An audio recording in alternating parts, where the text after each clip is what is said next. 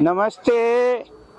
आदरणीय आमा बुवा दाजुभाइ दिदीबहिनीहरू सम्पूर्ण देशवासीमा नेकपा एमालेको यो 11औं महाधिवेशन मङ्सिरको 27, 28, 29 गते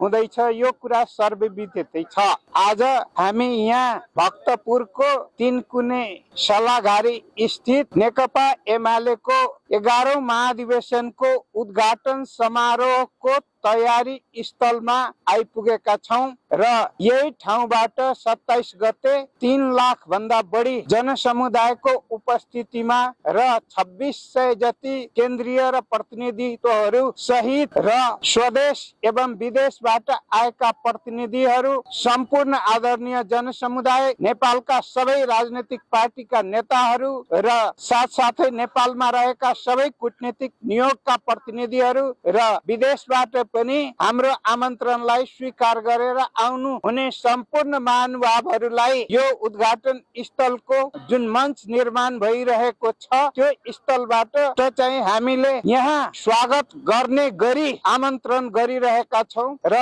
यो स्थलमा चाङ्गु नारायणको मन्दिर रहनेछ र चाङ्गु नारायणको मन्दिरको स्टेजबाटै नेकपा एमालेको उद्घाटन समारोहको उद्घाटन हाम्रो पार्टीका अध्यक्ष श्रद्धेय केपी शर्मा ओली पूर्व प्रधानमन्त्रीज्यूले गर्नुहुनेछ र सबै वरिष्ठ नेताहरू र नेपालका राजनीतिक पार्टीका नेताहरू र सम्पूर्ण आदरणीय जनसमुदायको बीचमा सम्बोधन गरी गौरवशाली पार्टीको गौरवशाली यो 11औं महाधिवेशनको उद्घाटन समारोह सम्पन्न हुनेछ भन्ने कुरामा विश्वास दिलाउन चाहन्छु। त्यस कारणले गर्दाखेरि यो स्थलमा 27 गते 11 बजे उपस्थितिको निम्ति सम्पूर्ण देशवासी आमा बुवा दाजुभाइ दिदीबहिनीहरूमा म हार्दिक आग्रह गर्न चाहन्छु।